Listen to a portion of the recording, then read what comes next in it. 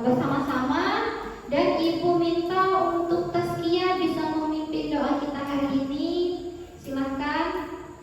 Sebelum memulai pelajaran kita hari ini, marilah kita berdoa menurut agama dan keyakinan kita masing-masing. Berdoa mulai. Berdoa selesai. Ya, baik, terima kasih kepada Taskia yang sudah memimpin doa kita hari ini. Nah, sebelum memulai pelajaran, mungkin dilihat dulu seperti biasa samping kiri dan kanannya apakah ada sampah, di bawah kolong mejanya mungkin apakah ada sampah, kemudian dasinya apakah sudah rapi. Ayo Aiman dicek apakah sudah rapi dasinya. Kemudian pakaiannya, ya pakaiannya cowoknya apakah sudah masuk di celana, ya. Ceweknya mungkin kerudungnya ya sudah ya. Nah, alhamdulillah sudah cantik dan juga sudah ganteng semua. Sebelumnya Ibu akan mengabsen dulu kehadiran kita hari ini. Sekretaris kita Raihana, bagaimana? Apakah semua? Apakah dia tidak hadir? Hadir semua. Oke, baik. Yang hadir ini adalah siswa yang mempunyai semangat yang tinggi untuk belajar. Oke, tepuk tangan untuk kita semua.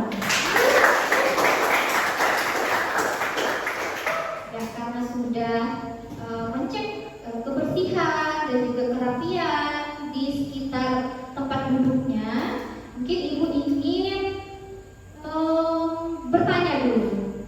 Pada awal pembelajaran kita di kelas 10 itu pada materi pelajaran kimia, itu ada materi yang namanya zat dan klasifikasinya. Nah, siapa kira-kira yang masih ingat? Angkat tangan. Ya, Aswa, silakan.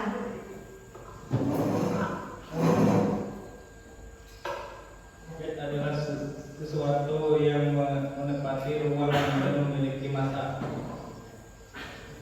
Bagus sekali Aswa. Jadi Aswa masih ingat tentang zat, yang mana zat ini definisinya adalah sesuatu yang menempati ruang dan juga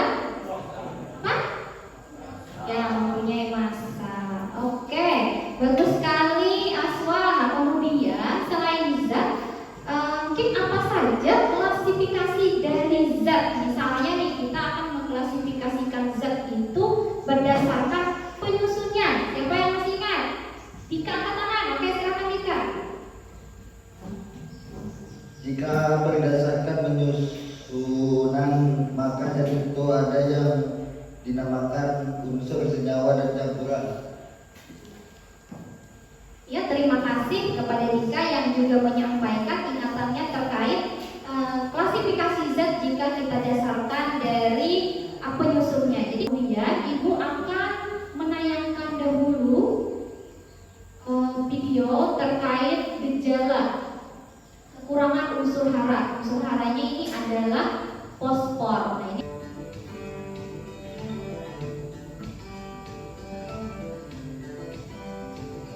kelompok petani di seluruh Indonesia, ini kita bisa lihat di tanaman brokoli. Bisa kita lihat bahwa tanaman yang sedang dilihat ini adalah tanaman brokoli yang memang dalam keadaan sehat. kemudian Ibu ingin bertanya, unsur hara itu apakah hanya fosfor saja atau mungkin ada yang lain? Nah, siapa yang ingin? Oke, silahkan.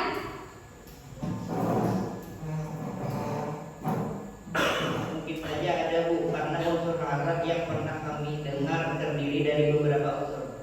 Tepat sekali. Jadi yang namanya unsur hara, nah itu tidak hanya fosfor. Memulai pelajaran akan Ibu sampaikan dulu tujuan kita hari ini.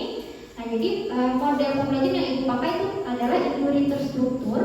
Nah, maka diharapkan kalian dapat menganalisis lambang unsur terkait unsur-unsur hara mikro dan makro dengan benar. Dan yang kedua, dengan model pembelajaran inquiry terstruktur ini, kalian juga diharapkan itu dapat menganalisis rumus kimia terkait unsur-unsur hara mikro dan makro dengan benar. Nah, sekarang Ibu akan menjelaskan dulu materi kita hari ini. Pada pertemuan pertama ini kita akan membahas tentang lambang unsur. Itu tadi terkait unsur hara mikro dan juga makro. Nah, sekarang kita berkelompok. Nah, kelompok 1 ini ada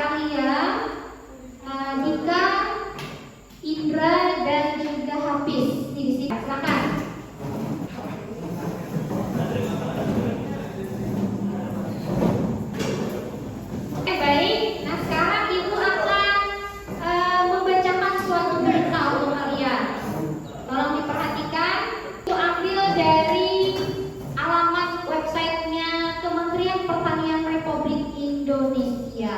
Nah, pemerintah memberikan pupuk bersubsidi kepada para petani dalam rangka mendukung ketahanan pangan nasional. Kita akan melanjutkan kegiatan kita, yakni merumuskan masalah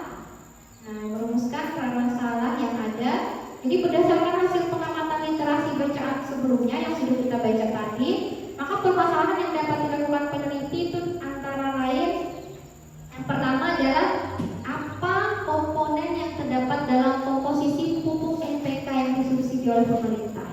Kemudian yang kedua, pupuk NPK yang termasuk pupuk yang mengandung unsur hara, ini apakah ada unsur hara lain selain yang terkandung dalam pupuk NPK. Kemudian yang ketiga, jika ada, sebutkan apa saja unsur-unsur hara lainnya dan tuliskan lambang unsurnya. Nah, jadi ada 3 rumusan masalah yang sama-sama kita sepakati.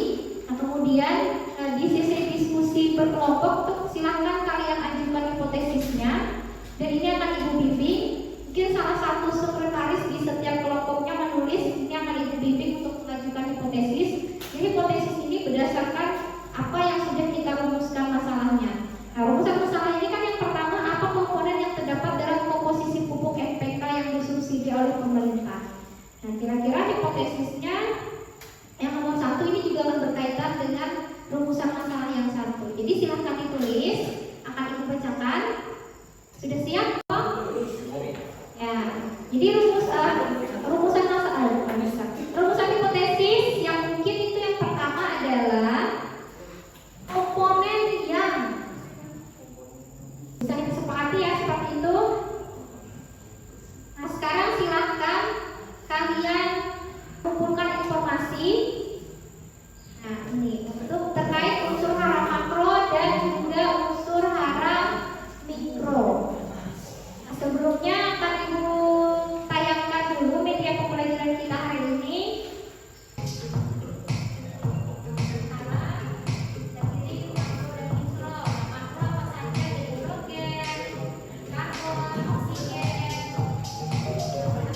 Itu tadi untuk video pembelajaran kita, ini akan Ibu kirim linknya di grup ya. Silakan, ini akan membantu kalian untuk mengumpulkan informasi di LKPD. Ya, baik, sudah Ibu bagikan di grupnya juga ya untuk video pembelajarannya. Silakan semua media pembelajaran yang ada itu, baik modul, baik video pembelajaran dan juga internetnya, untuk mengumpulkan informasi dan diisi di tabel pada LKPD. Silakan berdiskusi kelompoknya. Memberi waktu mungkin sekitar 20 menit untuk sesi diskusi.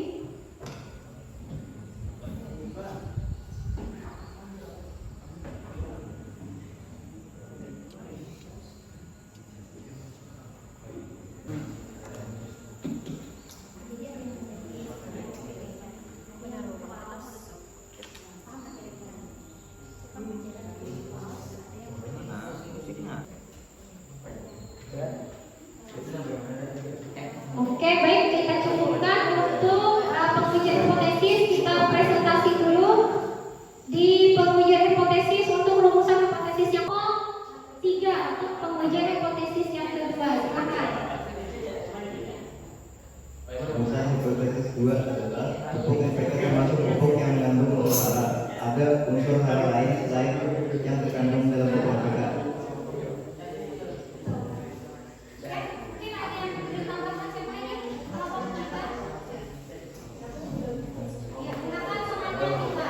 Hal ini sesuai dengan literatur yang kami dapatkan di www.pertanian.id dan modul serta media ajar bahwa unsur hara terdiri dari unsur hara mikro dan unsur hara makro, di mana ada 7 unsur hara mikro dan 9 unsur hara makro.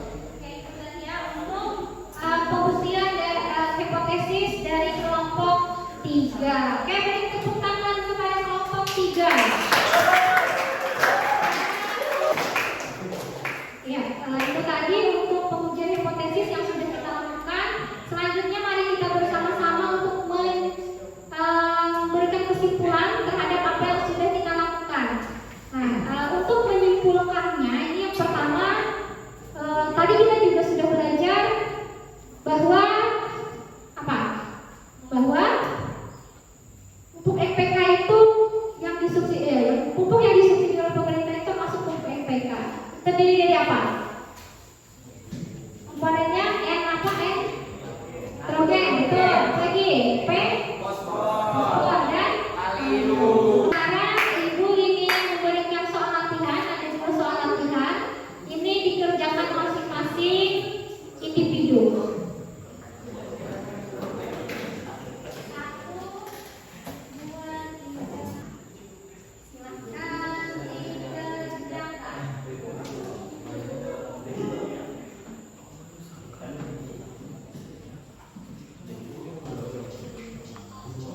Cukup, silakan dikumpulkan ke depan untuk latihannya. Perwakilan saja satu kelompok satu yang mengumpulkan. Baik, kita masuk di sesi refleksi. Untuk refleksi pertama itu mungkin Alia bisa refleksi.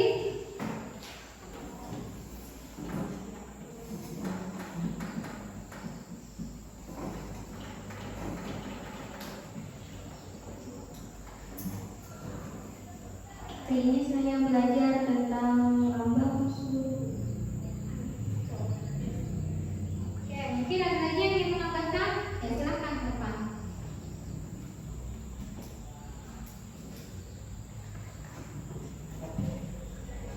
Saya ingin menambahkan Bu, lambang unsurnya dimaksud terkait unsur hara mikro dan makro. Oke, baik, terima kasih kepada Erpan dan juga Alia ya, tepuk tangan untuk kita semua. Tadi untuk pembelajaran kita ini terkait lambang unsur. Kita fokuskan di unsur hara mikro dan makro. Jadi nanti di kelas 11 atau 12 itu nanti ada pelajaran tentang unsur hara. Kalian sudah tahu unsur hara makro apa saja, lambangnya apa, simbolnya bagaimana, dan juga mikronya juga kalian sudah tahu.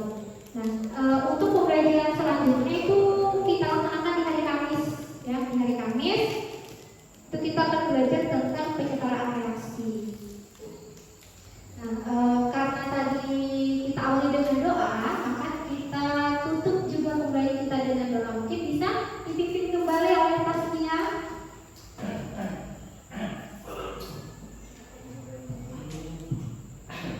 Sebelum mengakhiri pelajaran kita hari ini, marilah kita berdoa menurut agama dan keyakinan kita masing-masing. Berdoa mulai.